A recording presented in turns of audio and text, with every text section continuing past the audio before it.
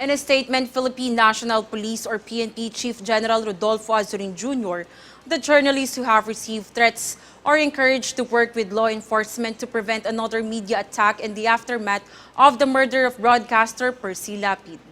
Azurin went on to say that he appeals to all media personnel and that if they feel that their lives are threatened because of the work that they do, don't wait for the time that what happened to Lapid will also happen. He also added that if they have any suspects behind any threat, the PNP can track or investigate them.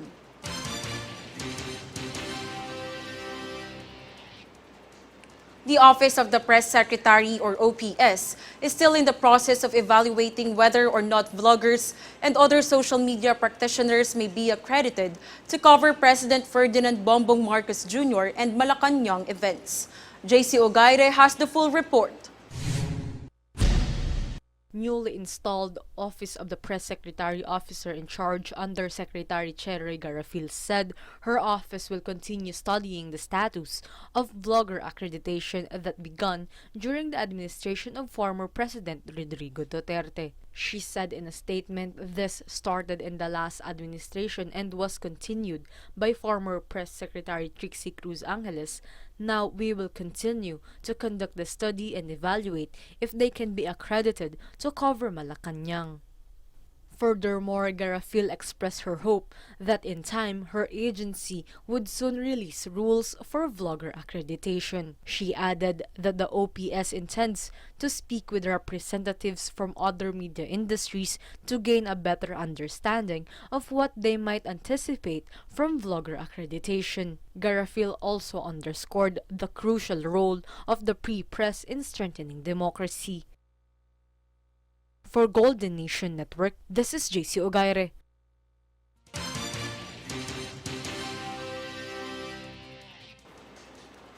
The Land Transportation Office or LTO Chief Teofilo Guadis III said that the office would look into how even junk cars may obtain a registration. In a statement, the LTO chief said that they will not tolerate this kind of illegal activity and assures the public that heads will roll. He also added that LTO will get to the bottom of this and that the public can be assured that those who will be found guilty will be prosecuted and removed from the government service.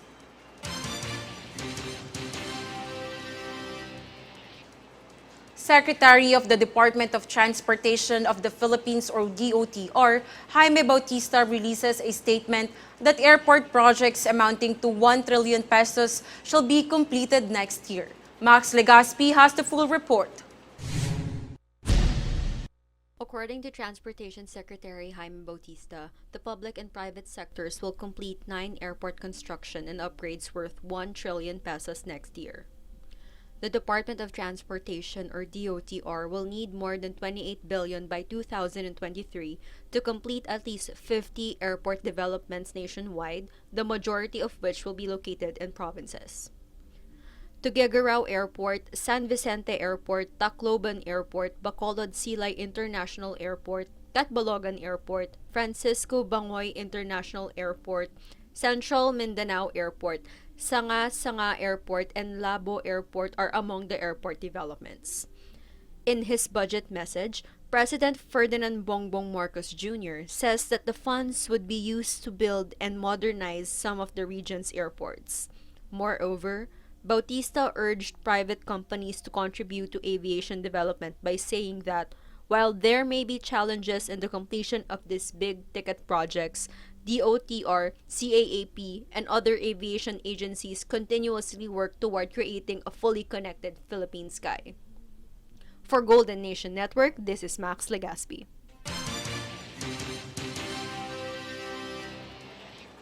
A local industry association of Philippine offshore gaming operators or POGOs firms warns the government that more than 23,000 Filipinos will lose their jobs once POGO shuts down. Here is the full story. A local industry association of Philippine offshore gaming operators or POGOs firms and their service providers appealed to the government to reconsider plans to shut down their operations in the country warning it would lead to more than 23,000 Filipinos losing their jobs on top of losing contributions to the economy amounting to billions of pesos. The Association of Service Providers and POGOs, or ASPOP, said their member firms employ a total of 23,118 Filipinos, 11,766 of whom are direct hires and 11,342 indirect ones, on top of the 17,130 foreign nationals who are employed in the gaming sector. In a statement, lawyer Paul Bonco said that aside from the 68 service providers, only 16 of the 35 POGO firms licensed by the state regulator Philippine Amusement and Gaming Corps, or PAGCOR, are members of the trade association, adding the number of employees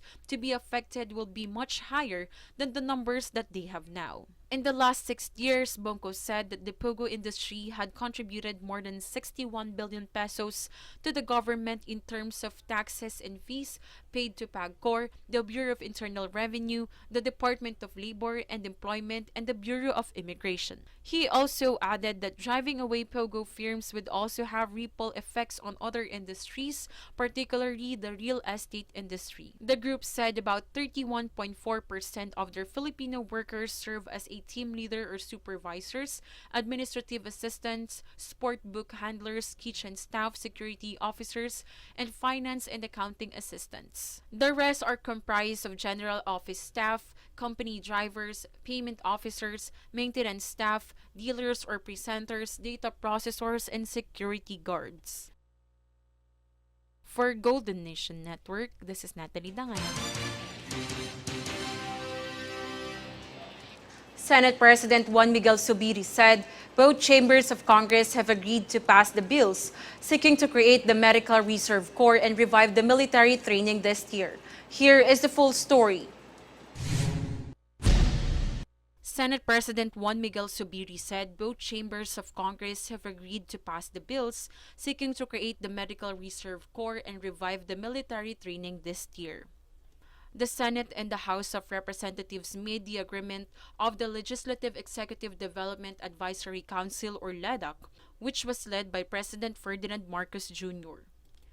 In a statement, Zubiri said that the bill aims to accelerate the pandemic recovery, adding that they are also prioritizing other priority bills such as National Government Right-Sizing Program, Budget Modernization Bill, E-Government Act, Internet Transactions Act, Government Financial Institutions, or GFIS, Unified Initiatives to Distressed Enterprises for Economic Recovery, or GUIDE Bill, Department of Water Resources, Unified System of Separation, Retirement and Pension for Military and Uniformed Personnel, E-Governments Act, National Land Use Act, National Defense Act, Enabling Law for the Natural Gas Industry, Amendments to the Electric Power Industry Reform Act, Regional Specialty Hospitals, Magna Carta for Filipino Seafarers, Waste to Energy Law, amendments to the passport lifetime validity for senior citizens, and Negros Island region.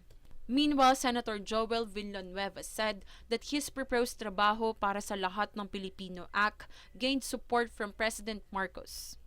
According to Villanueva, Marcos advised coordinating with the National Economic Development Authority and the Department of Trade and Industry to strengthen the implementation of the National Employment Recovery Strategy, or NERS. For Golden Nation Network, this is Natalie Danganan. Negros Oriental Governor Pride Henry Teves files petition on Comelec's declarations of Nui San's candidate. JC Ogaire has the full report. After the Comelec's declaration of Negros Oriental Governor Pride Henry Teves as Nuisan's candidate, petitions have been filed by the party and seeks Comelec to reconsider and for them to be heard. Negros Oriental Governor Pride Henry Teves has sought a provisional injunctive relief from the Supreme Court over the ruling of the Commission on Elections and bank unseating him. Attorney Sara Manalo, legal counsel for Teves, said in a press con, "We have filed a petition with the Supreme Court seeking for a temporary restraining order stopping the Comelec from implementing its resolution declaring Roel Degamo as the duly elected governor of Negros Oriental. The sooner the TRO is issued, the better." because of these findings against this nuisance candidate, naapektuhan si Governor Teves na he's already proclaimed, but now he's in danger of being completely ousted from office because of this ruling of the COMELEC against this nuisance candidate. However, the COMELEC and bank declared a third candidate, a certain Gregor Ruel Digamo, as a nuisance candidate and automatically credited the 49,953 votes he garnered to former Governor Digamo, bringing the latter's total votes from 281,774 to 331,727 and making him the province's duly elected governor. Attorney Sara Manalo stated that the party seeks for COMELEC to reconsider. But our position is you should not automatically credit the votes na kinast in favor of this candidate just because nuisance siya. Kasi in the first place, how can you be sure na nagkamali lang talaga yung almost 50,000 voters? For all you know, binoto talaga nila tong Roel na to. Now, dahil dito sa ruling, sa case na he was never a party to, he never participated in it, he's in danger of losing the position that he was duly proclaimed in May 2022. So, that's why we have this petition before the Supreme Court na you should at least accord us due process. Then we are questioning specifically we are questioning that you should not automatically credit the votes in favor of this declared nuisance, from the nuisance candidate in favor of the former governor. Dahil nga dyan sa decision na yan, we elevated the matter with the Supreme Court to give us the chance na to defend na, teka lang, you should reconsider this position of the COMELEC. Medyo, admittedly kasi, meron namang jurisprudence talaga na pinayagan ng Supreme Court na yung nuisance, votes for the nuisance, ibibigay mo doon sa legitimate candidate. But that's a different case.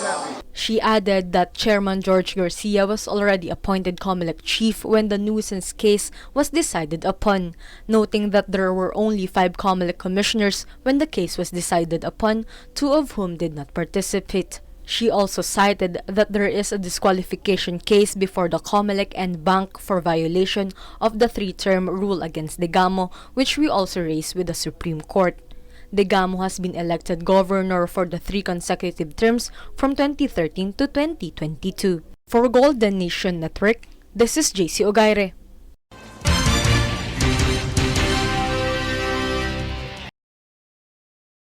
Electricity rates in areas serviced by the Manila Electric Company or Meralco was seen to decrease this month on lower generation charge and feed-in tariff allowance.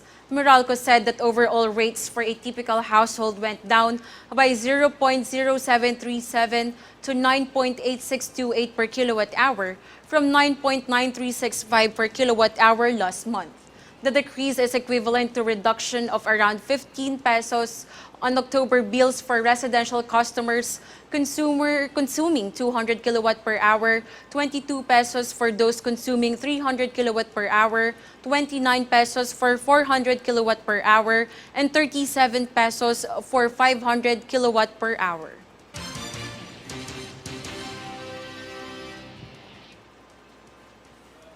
Up next on News Force.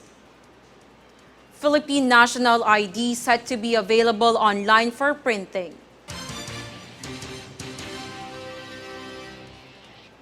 Rose Jean Ramos bags bronze in Asian Championships.